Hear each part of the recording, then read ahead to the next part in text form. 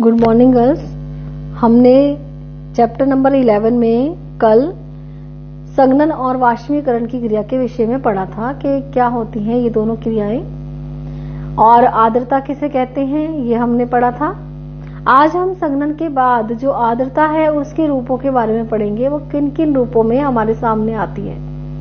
आर्द्रता क्या होती है? वायु में पाए जाने वाली नमी की मात्रा को, जल वाष्प की मात्रा को आर्द्रता कहते हैं। और जब संघनन की क्रिया होती है, यही जल वाष्प नमी की मात्रा जो होती है ये अलग अलग रूपों में हमें दिखाई देती है। संघनन के बाद वायुमंडल की जल वाष्प या आर्द्रता निम्नलिखित में से एक रूप में परिवर्तित होती है, जैसे ओस है, कोहरा, तुषार और बादल। ये हमें ओस के रूप में भी दिखाई देती है। ओस तो आप जानते ही हो, पेड़ पौधों के ऊपर जब पानी की बूंदें हमें दिखाई देती हैं या आसपास की चीजों के ऊपर हमें सुबह उठते हैं तो हमें कुछ गीलापन सा दिखाई देता है, जो पानी की बूंदें हैं वो क्या कहलाती हैं? ओस। कोहरा, जब वायुमंडल में हमें आसपास हम देखते हैं तो हमें कुछ दिखाई नहीं देता है सर्दी की ऋतु में, तो हम ये कहते हैं कि हाँ कोहरा पड़ रहा है, जिसकी वजह से हमें दिखाई नहीं देता। तो कोहरा क्या होता है? उसके कारण या तो धुंधला दिखाई देता है या फिर बिल्कुल ही दिखाई देना बंद हो जाता है। कोहरे के कारण हमें आसपास की वस्तुएं, दूर की चीजें नहीं दिखाई देती हैं, क्योंकि वो हवा में होता है, एक तरह से लटका हुआ एक लेयर बन जाती है जो हमें सामने की चीजों को देखने में रुकावट आती है। इसी तरह से तुषार होता है। तुषार जब पानी की बूंदें जम जाती हैं और वो बर्फ के रूप में नीचे गिरती हैं तो उसे तुषार कहते हैं। बादल तो आप समझते ही हो, जब जलवाष्प ऊपर भाप बनकर उड़ते हैं तो ऊपर जाकर वायुमंडल में ठंडे हो जाते हैं, तो वो बादलों का रूप धारण कर लेते हैं। स्थिति एवं तापमान के आधार पर संघनन के प्रकारों का वर्गीकरण किया जाता है। संघनन तब होता है जब औसांक जमाव बिंदु से नीचे हो या फिर औसांक जमाव बिंदु से ऊपर हो, तब भी संघनन की क्रिया होती है। सबसे पहले पढ़ेंगे हम ओस। ओस क्या होती है? जब आर्द्रता धरातल के ऊपर हवा में संघनन केंद्र पर संघनित ना होकर ठोस वस्तुएं जैसे पत्थर, घास तथा पेड़ पौधों, पत्तियों के ऊपर पानी की बूंदों के रूप में दिखाई देती है, तो उसे हम ओस कहते हैं। संघनन जो होती है, जब वो संघनन की क्रिया होती है तो आर्द्रता जल वाष्प जो होते हैं वो जल का रूप धारण कर लेते हैं। अगर संघनन केंद्रक नहीं है, यानी धूल के कण नहीं है, राख नहीं है, धुआं नहीं है या फिर नमक नहीं है, जिसे हम संघनन केंद्रक कहते हैं, जो हमने कल डिस्कस किया था कि संघनन केंद्र क्या होते हैं। जलवाष्पों में जब धूल के कण भी मिक्स हो जाते हैं तो वो भी संघनन की क्रिया के द्वारा उसी जलवाष्पों के साथ संघनित हो जाते हैं और ये एक केंद्र का रूप धारण करते हैं, क्योंकि इसके आसपास का जो जल है वो तो ठंडा हो जाता है और वो जल का रूप धारण कर लेता है। आर्द्रता ठंडी हो जाती है और वो जल का रूप धारण कर लेती है, यानी जो गैसियस फॉर्म ऑफ वाटर है वो तो लिक्विड फॉर्म में आ जाती है जब ठंडी हो जाती है। तो उसके बाद जो वेपर्स हैं वो ठंडे होकर पानी के रूप में, वाटर के रूप में बन जाते हैं और उसके अंदर पाए जाने वाले धूल के कण, राख के कण या फिर धुआं या नमक, ये एज इट इज रहते हैं, ये इनको कोई असर नहीं होता है संघनन की क्रिया का। तो इसके आसपास का जल जब ठंडा हो जाता है तो बीच में जो वो एक डॉट है उसका, उसे हम केंद्रक कहते हैं। कौन सा केंद्रक? संघनन केंद्रक।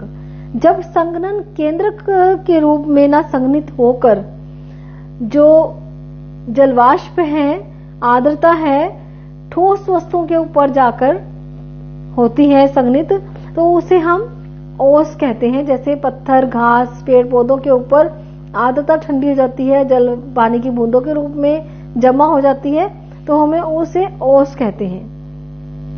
इसके बनने के लिए सबसे उपयुक्त अवस्थाएं क्या होती है? साफ आकाश, क्योंकि धूल के कण नहीं है, धुआं नहीं है, इस वजह से जो जलवाष्प हैं वो क्या करते हैं?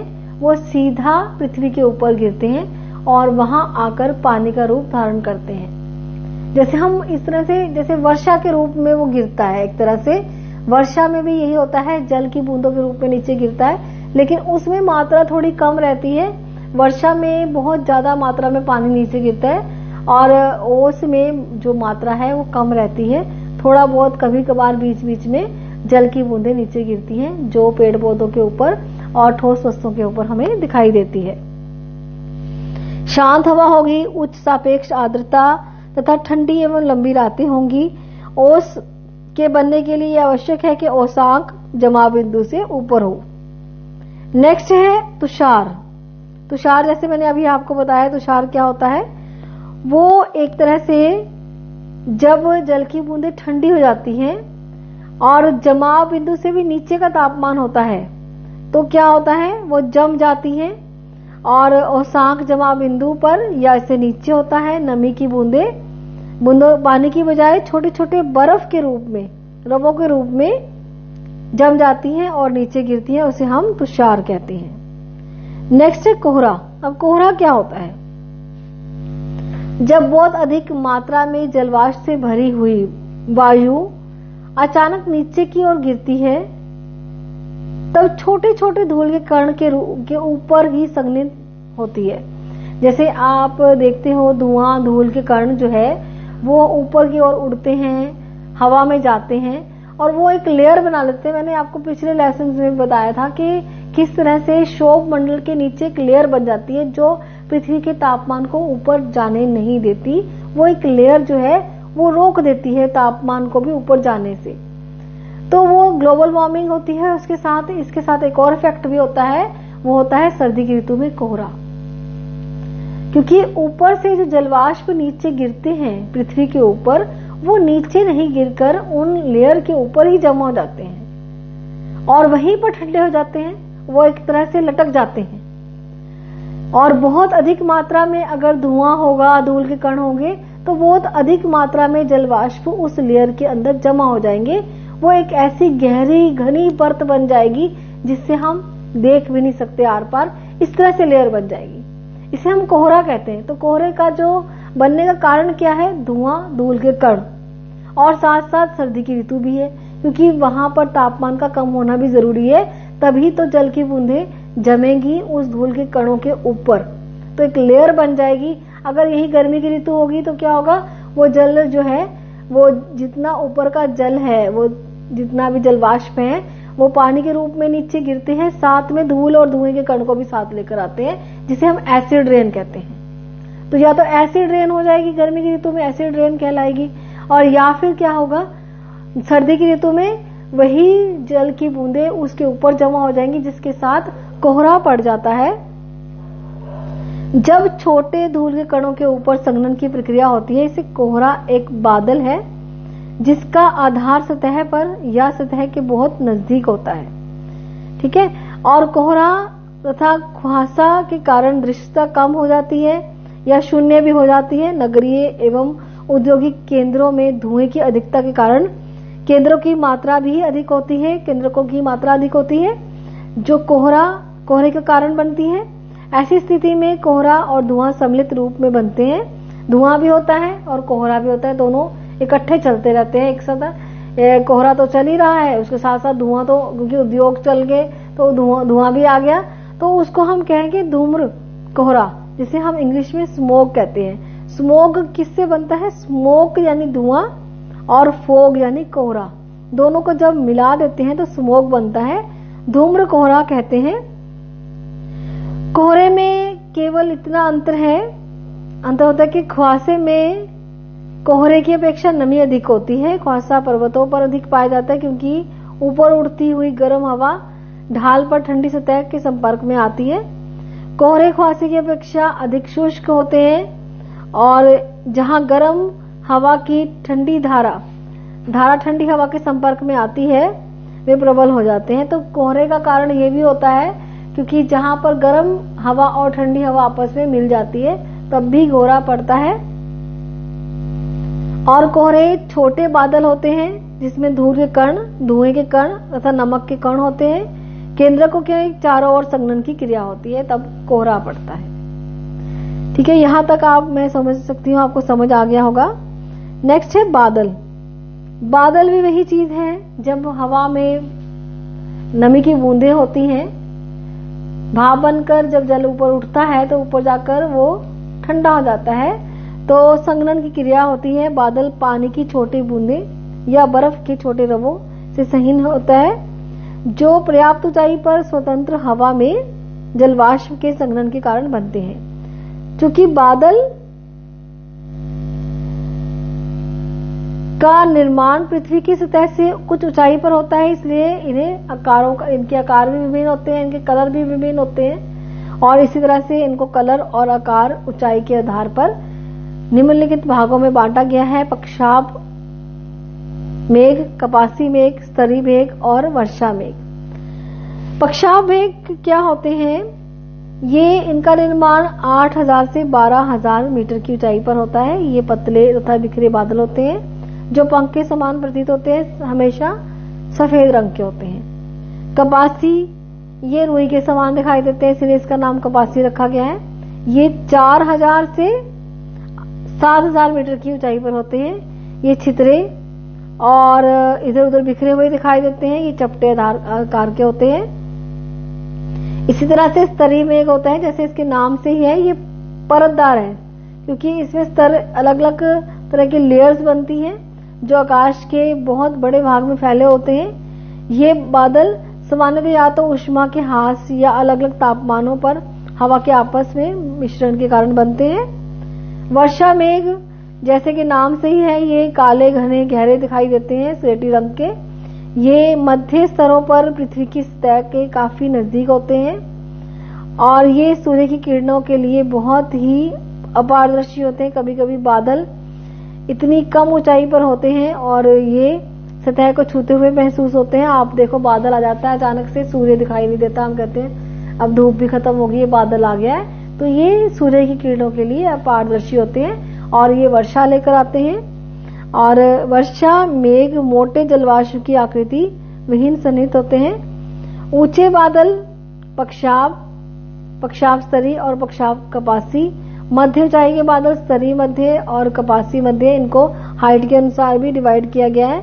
कम ऊंचाई वाले बादल स्तरीय कपासी स्तरीय वर्षा मेघ और कपासी वर्षा मेघ होते हैं। इस तरह से ऊंचाई के आधार पर भी। नेक्स्ट हमारा इस लेसन में टॉपिक है वर्षा। वर्षा किसे कहते हैं? उत्पत्ति के आधार पर वर्षा, जैसे अभी हमने पूरे चैप्टर में बार बार इसी बात को डिस्कस किया है कि किस तरह से जल जो है, पृथ्वी के ऊपर जो जल पाया जाता है वो सूर्य की किरणों से, तापमान के अधिक होने से क्या होता है, भाप में बन जाता है, भाप के रूप में, और वो ऊपर की ओर उठता है। और वायुमंडल में यही आर्द्रता, यही जल वाष्प जो है, जो पृथ्वी से भाप के रूप में ऊपर उड़े हैं, वो वहां जाकर ठंडे हो जाते हैं, जिसे हम संघनन की क्रिया कहते हैं। जल का भाप के रूप में बनना, भाप के रूप में ऊपर उठना, उसे हम वाष्पीकरण कहते हैं, और ठंडा होना उसे हम संघनन की क्रिया कहते हैं। और इस तरह से वाष्पीकरण और संघनन की क्रिया के कारण वर्षा आती है। और वर्षा का कारण क्या है? वाष्पीकरण और संघनन। और इस तरह से वर्षा के प्रकार भी अलग अलग हैं। जहां जिस तरह से, जिस प्रकार से वर्षा आती है, उसी के आधार पर इनको अलग अलग नाम दिए गए हैं। जैसे है संवहनीय वर्षा, पर्वतीय वर्षा, चक्रवाती वर्षा। जिसमें सबसे पहले संवहनीय वर्षा क्या होती है, जो अभी सिंपल फॉर्म ऑफ रेन है, जिसमें पानी का भाप बनकर उड़ना और ऊपर जाकर बादलों का रूप धारण कर लेना, संघनन की क्रिया का होना और फिर वापस जल के रूप में उसका धरातल पर आना, उसे हम वर्षा कहते हैं। हवा गर्म हो जाने पर हल्की होकर संवहन धाराओं के रूप में ऊपर की ओर उठती है। वायु मंडल की ऊपरी परत में पहुंचने के बाद यह फैलती है तथा तापमान के कम होने के कारण ठंडी होती है। परिणाम स्वरूप क्या होता है? संघनन की क्रिया होती है तथा कपासी मेघों का निर्माण होता है। गर्ज तथा बिजली कड़कने के साथ मूसलाधार वर्षा होती है, लेकिन यह बहुत लंबे समय तक नहीं रहती है। इस प्रकार की वर्षा गर्मियों में या दिन के गर्म समय में प्राय होती है। यह विषुवतीय रेखीय, जैसे भूमध्य रेखा पर भी सूर्य की सीधी किरणें पड़ती हैं, वहां पर भी संवहनीय वर्षा ज्यादातर होती है। तथा खासकर उत्तरी गोलार्ध के महाद्वीपों के भीतरी भागों में, जहां पर जैसे हमारे यहाँ भारत में भी गर्मी की ऋतु में संवहनीय वर्षा होती है, क्योंकि दिन में गर्मी बहुत पड़ती है, भाप बनकर जल जो है ऊपर उठता है और शाम को भी वर्षा हो जाती है, दोपहर के टाइम भी वर्षा हो जाती है। तो इस तरह की वर्षा जो होती है ज्यादातर धूप के समय, दिन के समय में होती है, तो हम इसे संवहनीय वर्षा कहते हैं। विषुवत रेखीय प्रदेशों यानी भूमध्य रेखीय प्रदेशों में भी इसी प्रकार की वर्षा पाई जाती है। नेक्स्ट है पर्वतीय वर्षा। पर्वतीय जैसे नाम से ही है, पर्वतों के पास होने वाली वर्षा। जब हवा जल की बूंदों के साथ ऊपर की ओर उठती है तो रास्ते में यदि कोई पर्वत आ जाता है, उसके साथ टकरा कर वो वर्षा करती है, उसे हम पर्वतीय वर्षा कहते हैं। और यही हवाएं फिर बाद में पर्वतों के दूसरी ओर जाती हैं। वहां इस समय हवा में कोई भी जलवाष्प नहीं है, क्योंकि वो पहले वर्षा कर चुकी हैं, खाली होकर दूसरे क्षेत्रों में जाती हैं। और जो वो वाला क्षेत्र जहां पर पर्वत का वो वाला भाग जहां पर हवाएं बाद में खाली होकर जाती हैं, तो वहां वर्षा नहीं कर पाती, उसे हम पर्वत विमुख प्रदेश कहते हैं या वृष्टि छाया प्रदेश कहते हैं। और वहां पर वर्षा नहीं हो पाती है, इसीलिए उसका नाम वृष्टि छाया प्रदेश कहलाता है। जब संतृप्त मतलब वो वाली वायु जिसमें बहुत ज्यादा नमी की मात्रा है, वो हवा जिसमें और कोई क्षमता नहीं है जलवाष्प ग्रहण करने की, उसे हम संतृप्त वायु कहते हैं। जब संतृप्त वायु की सन्निधि पर्वतीय ढाल पर आती है तब यह ऊपर उठने के लिए बाध्य हो जाती है, तथा जैसे जैसे ये ऊपर की ओर उठती है ये फैलती है, तापमान गिर जाता है तथा आर्द्रता संघनित होती है। इस प्रकार की वर्षा का मुख्य कारण पवनाभिमुख ढाल पर सबसे अधिक वर्षा होती है। इस भाग में वर्षा होने के बाद हवाएं दूसरी ढाल पर पहुंचती है, वे नीचे की ओर उतरती हैं और तापमान बढ़ जाता है। फिर से दोबारा उनके अंदर जलवाष्प ग्रहण करने की क्षमता आ जाती है। प्रतिपवन भाग में स्थित क्षेत्र जिसमें कम वर्षा होती है उसे हम वृष्टि छाया क्षेत्र कहते हैं। यह पर्वतीय वर्षा या स्थलकृत वर्षा के नाम से जानी जाती है। जो पर्वतों के साथ टकराकर होती है उसे हम पर्वतीय वर्षा कहते हैं। इसके बाद है चक्रवातीय वर्षा। जैसे चक्रवात आते हैं, हवाएं बहुत गर्म होकर बहुत तेजी से ऊपर उठती हैं, उनका स्थान लेने के लिए ठंडी हवाएं नीचे की ओर आती हैं। इस तरह से एक चक्र चलता है हवा का गर्म होकर ऊपर उठना और ऊपर की ठंडी हवा का नीचे की ओर आना, उसी स्थान पर जहां पहले गर्म हवा थी। तो गर्म हवा ऊपर की ओर उठ रही है, ठंडी हवा नीचे की ओर आ रही है। तो यह प्रक्रिया जब जहां पर बहुत गर्मी पड़ती है वहां बहुत तेजी से होती है। तो ये इतनी तेजी से होती है कि चक्र चलता है हवा का, जिसे हम चक्रवात कहते हैं। और इसी चक्रवात के कारण जब गर्म हवाएं ठंडी हवाओं के साथ मिलती हैं तो गर्म हवाओं में जो जलवाष्प है कि जलवाष्प की मात्रा है वो ठंडी हवा के संपर्क में आकर संघनित हो जाती है। तो इसी संघनन की प्रक्रिया के कारण जो हवाएं जिनमें जलवाष्प बहुत ज्यादा है उनके अंदर पाए जाने वाले जलवाष्प ठंडे होने के बाद जल के रूप में नीचे की ओर गिरते हैं, जिसे जल चक्रवातीय वर्षा कहते हैं। तो ये हवा गर्म हवा और ठंडी हवा के संपर्क में आती है तो चक्रवात आते हैं, और चक्रवात के आने के कारण वर्षा का होना उसे हम चक्रवातीय वर्षा कहते हैं। अब बात करते हैं विश्व में वर्षा वितरण। जैसे हमने पूरा चैप्टर पढ़ लिया है, बार बार वर्षा के लिए हमें क्या कहा गया है कि वाष्पीकरण की प्रक्रिया और संघनन की प्रक्रिया का होना बहुत जरूरी है। इसलिए जहां पर तापमान अधिक रहता है उन क्षेत्रों में वर्षा अधिक होती है, क्योंकि वहां पर वाष्पीकरण की क्रिया बहुत होगी। लेकिन जहां पर तापमान बहुत कम रहता है, सूर्य की किरणें नहीं होती, वहां पर क्या होगा, वहां पर वाष्पीकरण की क्रिया नहीं होगी तो वर्षा की भी कमी होगी। वो शुष्क प्रदेश कहलाएंगे।